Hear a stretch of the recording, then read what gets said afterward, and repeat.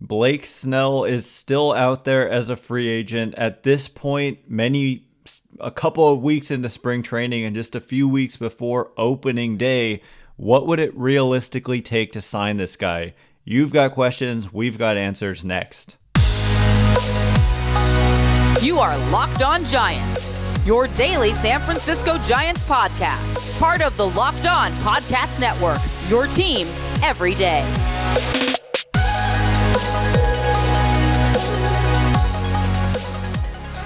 Hello and welcome to Locked On Giants, part of the Locked On Podcast Network, where it's your team every day. My name is Ben Kaspick, and on this show we provide daily episodes Monday through Friday, talking about the San Francisco Giants in a way that's data-driven and rational, but also simple, passionate, and accessible to all. I'm a former contributor for the baseball statistics and analysis websites Beyond the Box Score and Rotographs. I've been podcasting about the Giants since way back in 2015. I've been hosting this show for almost 5 years this month, and I'm a lifelong fan. Thank you for making Locked On Giants your first listen every day. We're free and available wherever you get your podcasts, including YouTube.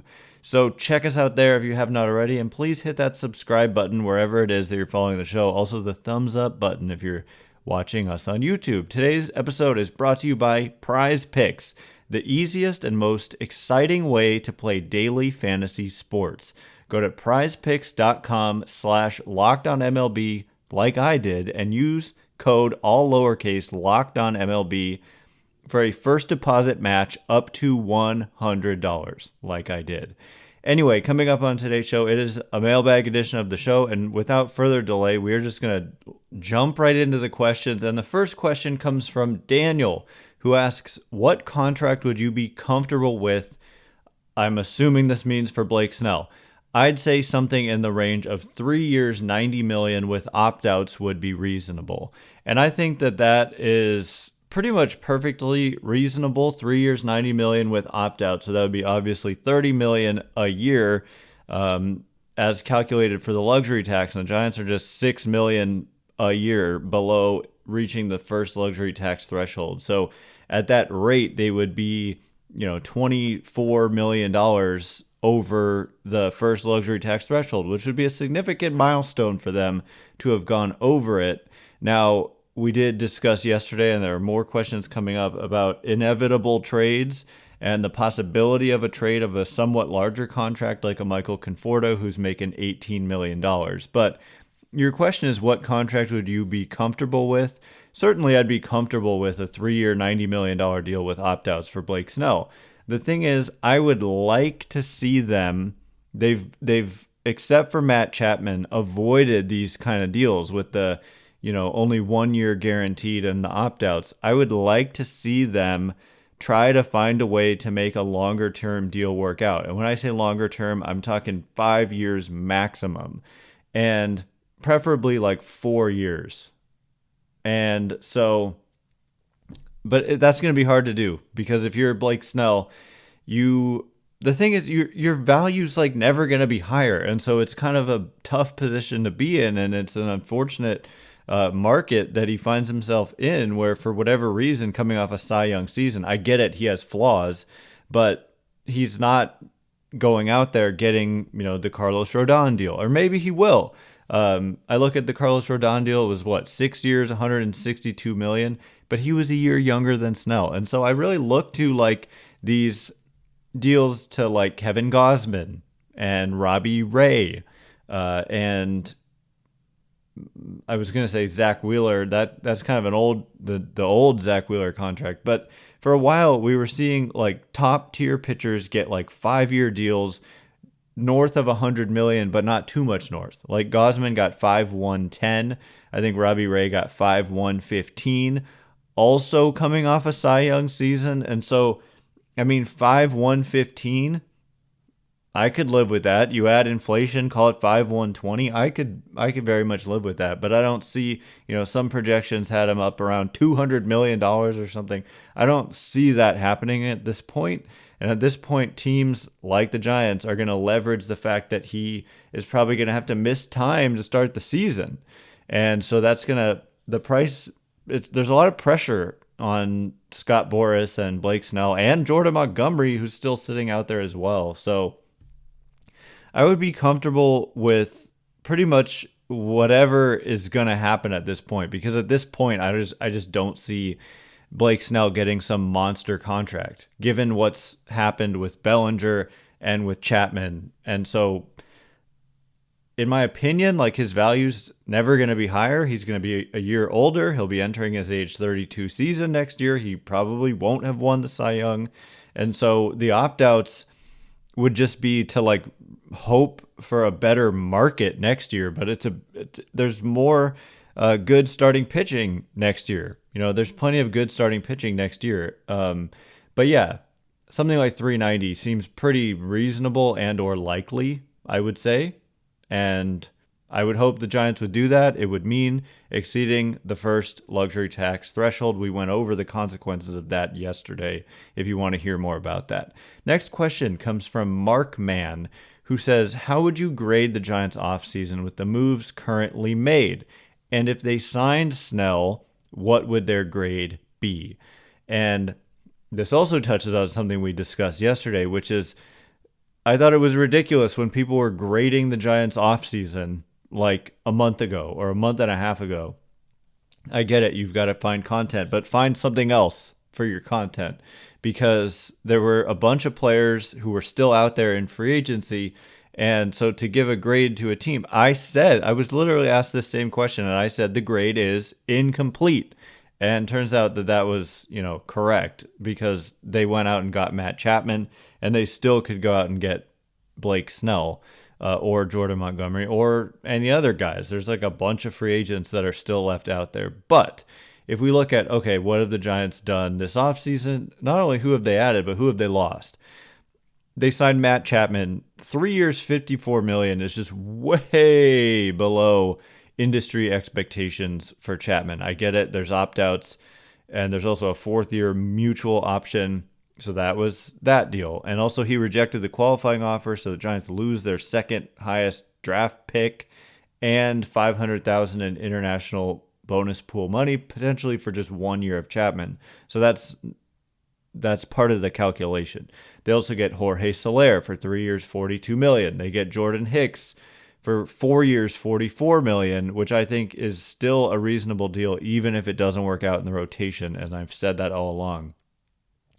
They bring in Jung-Hoo Lee, of course, for 6 years, $113 million. I just spoke to Kerry Crowley on KNBR and discussed the fact that Dan Zimborski, who does the Zips projection system, said that deal of all the deals, and this was a couple months ago, was most in line with what Zips thought the player was worth, was, 113. I don't know if that was counting the posting fee, which is like $19 million more, but they also added Nick Ahmed on a minor league deal that looks kind of savvy, and Tom Murphy, a backup catcher. I really like that deal as well. 2 years, $8.25 million club option for a 3rd year. And so for me, I'm giving the Giants an A- at this point. The minus being there's still one more move to make, in my opinion. Some have said, and some of these questions are like, some people think they need 2 pitchers.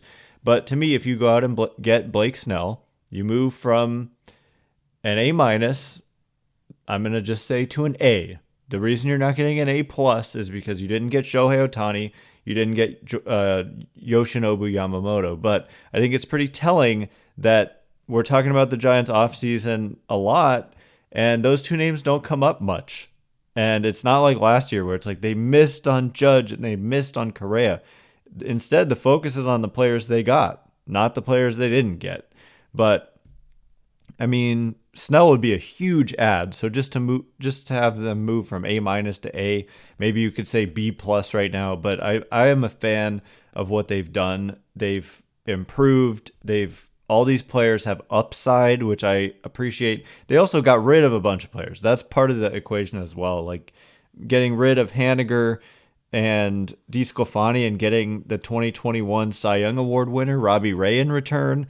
And, letting certain players go. I think it was the right move to let Crawford go, Jock Peterson go. So at least a B+. I'm saying A-. What the heck? A- for the Giants so far. And heck, maybe I'll just call it an A+ if they get Snell. It'd be hard to do any better without getting Ohtani or Yamamoto. So coming up in just a minute, more questions and answers. The next one we're going to get into is from Josh, who's going to say, is there a way that we can keep JD Davis on this roster? I talked all yesterday about how I don't think he can fit, but discussed it at length on Twitter today, and maybe, just maybe, there is a possibility. So we'll get into it in just a minute. And before we do, today's episode is brought to you by our good friends over at PrizePicks. PrizePicks is the largest daily fantasy sports platform in North America. They're the easiest and most exciting way to play DFS. It's just you against the numbers. Instead of battling thousands of other players, which I've encountered in the past, including pros and sharks, you just pick more or less than on 2 to 6 player stat projections and watch the winnings roll in. PrizePicks is the best way to get in on the action in more than 30 states across the country, including, yes, drumroll please, California, Texas, and Georgia. PrizePicks now offers Apple Pay for a quick and easy deposit into your account this season.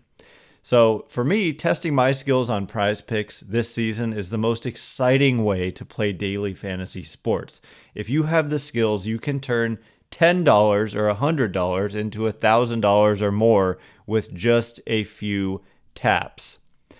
Download the app today and use code LOCKEDONMLB for a first deposit match up to $100. Again, download the app today, use code LOCKEDONMLB for a first deposit match up to $100. It is PrizePicks is just pick more, pick less. It is that easy.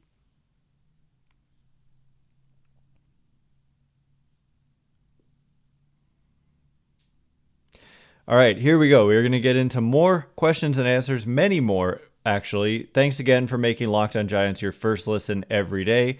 Everydayers, tomorrow on the show, I think we're going to be continuing on with the mailbag questions. We got 70-something questions, and so a lot to get into, unless, of course, something significant happens, in which case we'll be breaking that down.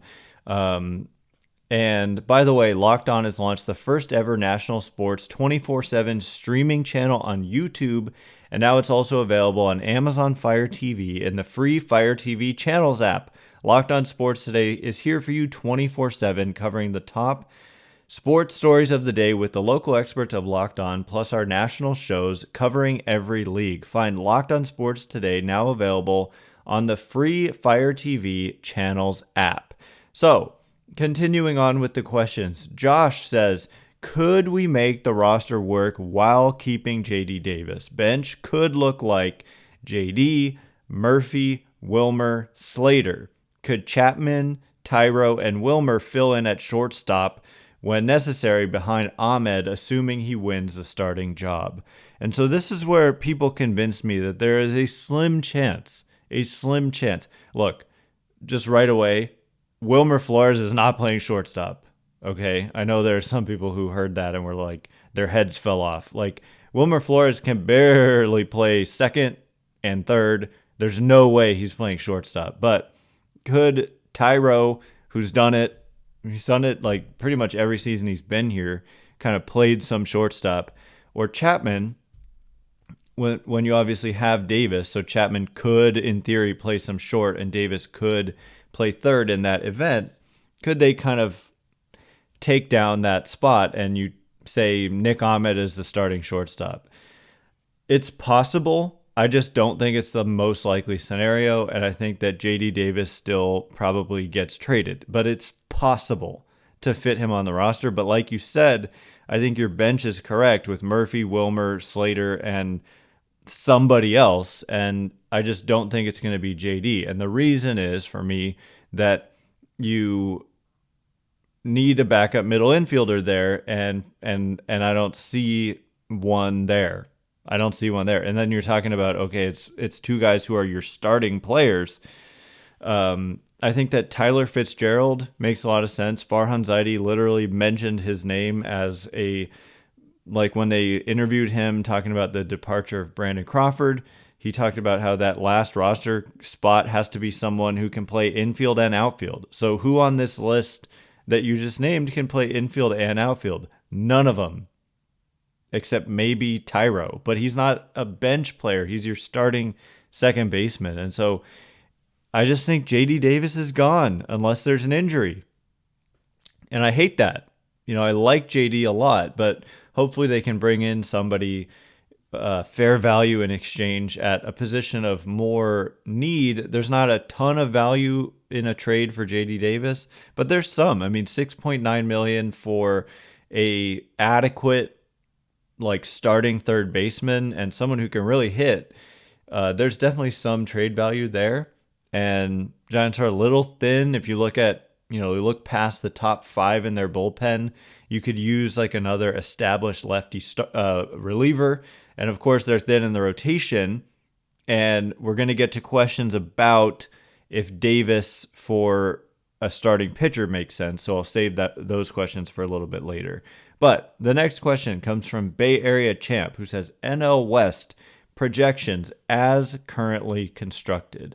And so I don't know, NL or Bay Area Champ, if you mean what are my projections or just what are projections from some of the leading projection systems. So I'm just going to look over at Fangraphs to start, see what they have to say about the matter. They've got the Dodgers as the favorites. Surprise of the year, winning a projected 94 games. So that's the thing. These are the median projections. And so they run 10,000 simulations. And half the time the Dodgers win more than 94 games. Half the time they win less, which is hard to believe. And right in the middle is 94. The over-under on FanDuel is 102.5 or something, which is, I would take the under on that. Looking at, I don't know, projections are what they are. They're definitely not perfect. But after that, it's a scrum, not just in the NL West, besides the Rockies, but in the National League in general. And so in the West, you've got the Dodgers at the top, heavy favorites, and you've got the Rockies at the bottom, clear cellar dwellers. And then in the middle, you've got these 3 teams who I think are all near each other in the Diamondbacks, Giants, and Padres. I think the Giants have, in fact, done enough to be on somewhat of the same ground as the Diamondbacks. Diamondbacks certainly could go off and have a great season, but let's not forget, they won 5 more games than the Giants last year. 5. They won 84 games. Giants won 79. They won 3 more games than the 2022 Giants, and they went to the World Series. Perfect example of why you just got to get in. I get it. They've got young, exciting talent, and that's different than what the Giants have been rolling out there. But Giants are getting younger and more exciting. And some of the guys they signed are even young and exciting. Jung-Hoo Lee is 25 years old. Plenty of guys are 1 year into the league at that age as young rookie type players. So anyway, the projection following the Dodgers though is 83.9 wins for the D-backs. And then third, 81.8 for the Giants, 81.4 for the Padres, and 63.2 for the lowly Colorado Rockies, who come in with the worst record projection in the National League. And possibly Major League Baseball. Yes, the worst projection in Major League Baseball. Ouch. So right at, a little bit above 500, but there's so many teams who are in that same position. That is why if you get a Blake Snell, you get a chance to separate yourselves. So again, don't take these as gospel, but that's just Fangraphs. There are going to be other systems. I think I kind of buy that. Dodgers at the top, Rockies at the bottom, D-backs, Giants, and Padres all in the mix for one of those wild card spots, and a record of 500 or a little bit better, or hopefully many games better, 86, 87, 88. Hopefully that would be kind of, to me, I don't want to say best case scenario, because we saw 2021, we know what best case scenario can look like, but at the same time, realistic good case scenario for the Giants is still like mid to high 80s, I think. And if you get Snell, I think that's more of a realistic median, is like mid, maybe to high 80s. And then that pushes you firmly into being a favorite for a wild card spot. So next question comes from Kevin, who says, I'd like to see an explanation or an exploration of a trade for Dylan Cease. I think the Giants would have to give up too much, but some folks like Marty Lurie think it would be a great move. So I am going to answer Kevin's question momentarily, and before I do, today's episode is brought to you by our good friends over at eBay Motors. Passion, drive, and patience. What brings home the winning trophy is also what keeps your ride or die alive.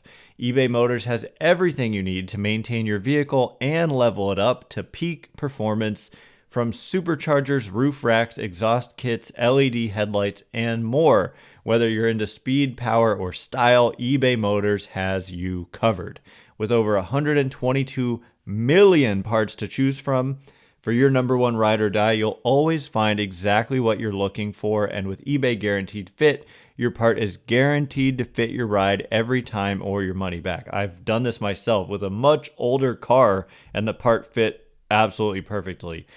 Parts, more than one part. Because with eBay Motors, you're burning rubber, not cash. With all the parts you need at the prices you want, it's easy to turn your car into the MVP and bring home that win.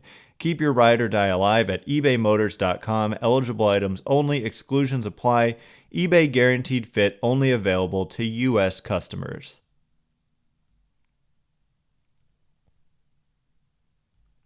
All right, as promised, we are going to get to more questions and answers. Thanks again for making Locked On Giants your first listen every day. Every dayers. Tomorrow, more mailbag questions, unless there's any kind of substantial news, which I hope that there will be. We do have some, like, 2 marquee free agents still out there.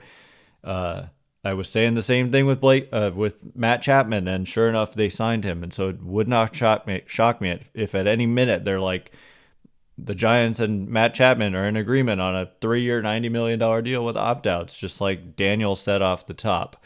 So, next question from Kevin. Like I said, an exploration of a trade for Dylan Cease. Giants would have to give up too much, he thinks, but some folks like Marty Lurie think it would be a great move. Yeah, like in theory, getting Dylan Cease would be great, but I think there's probably not enough consideration given to what it would cost to acquire Dylan Cease. So we are talking about only 2 years of team control. So I guess it's not as insane as I thought it was. I thought based on the fact that he wasn't traded so far this offseason, I mean, also though the guy had a 4.58 ERA last year with a 4.07 expected ERA. And I mean, he was really, really good the year before that. 2.20 ERA, 2.70 expected ERA. So Cease is a really good pitcher, but I mean, it would cost a lot. I think, would it be worth giving up a Marco Luciano for a Dylan Cease?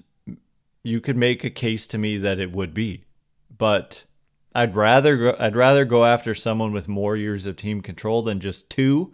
I'd also rather just sign a player like Blake Snell, pay cash instead of giving up young talent.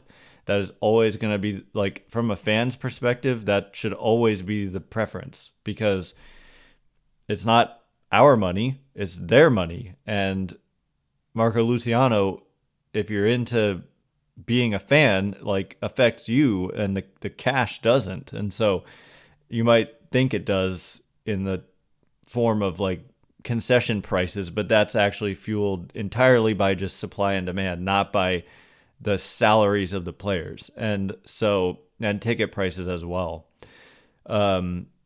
So it would cost a lot. Like, we're talking Marco Luciano, probably somewhere in that tier. I don't think we're talking Kyle Harrison.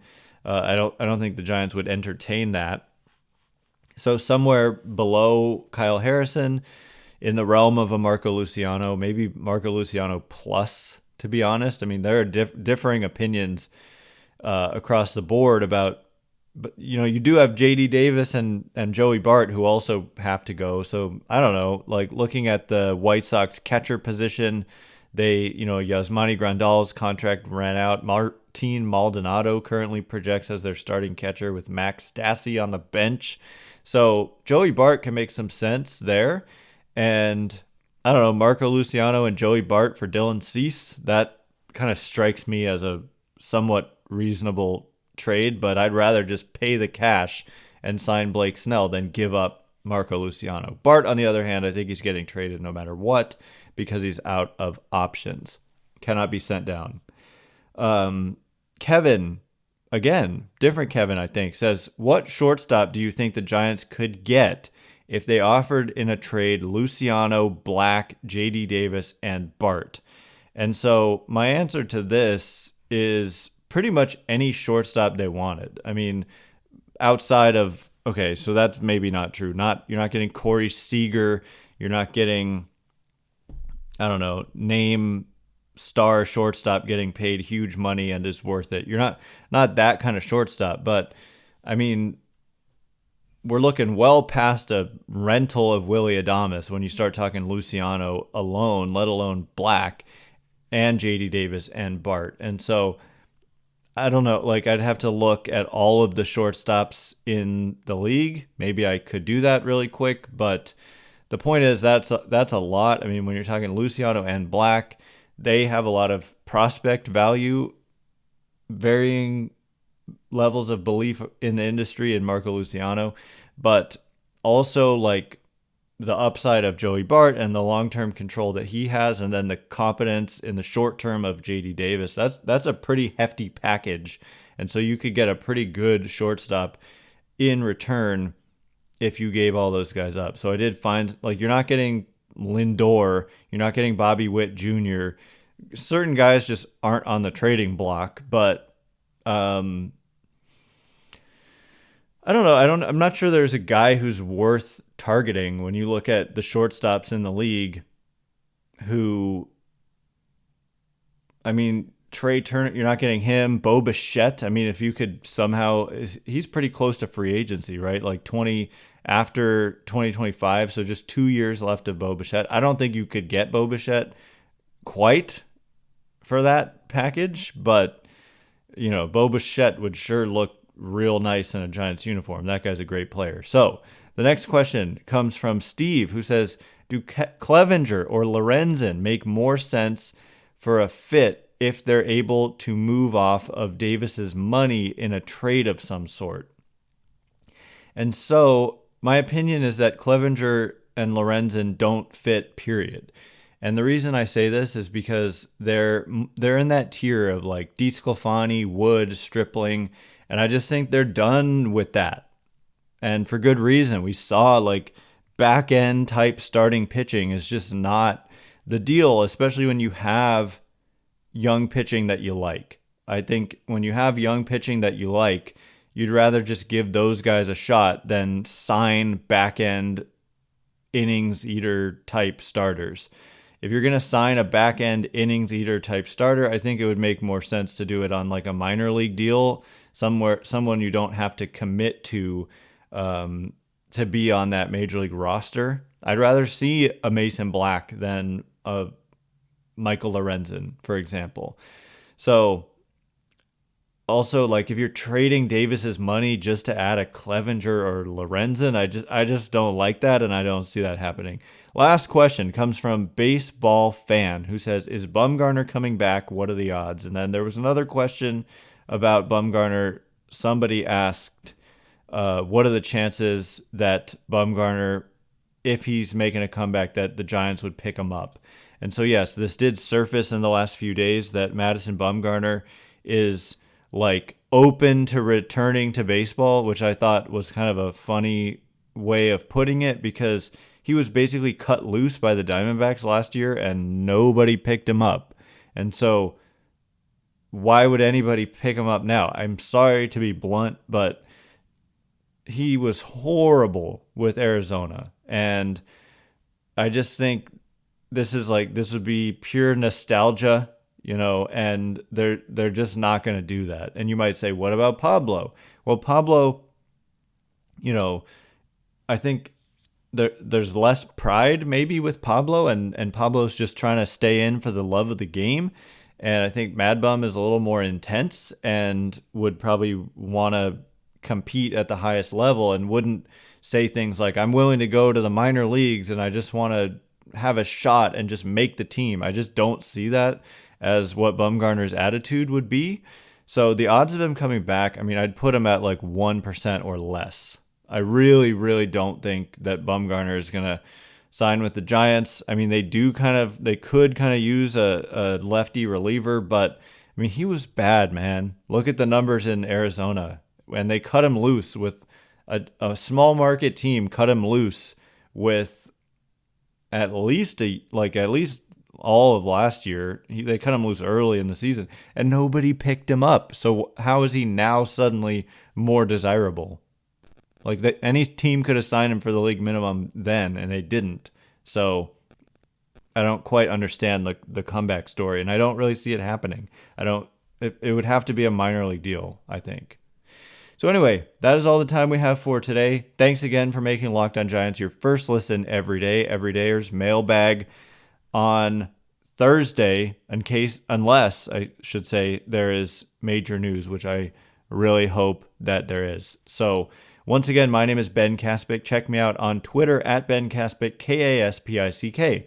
If you like this show, please consider rating it or leaving a review. It helps me out so much.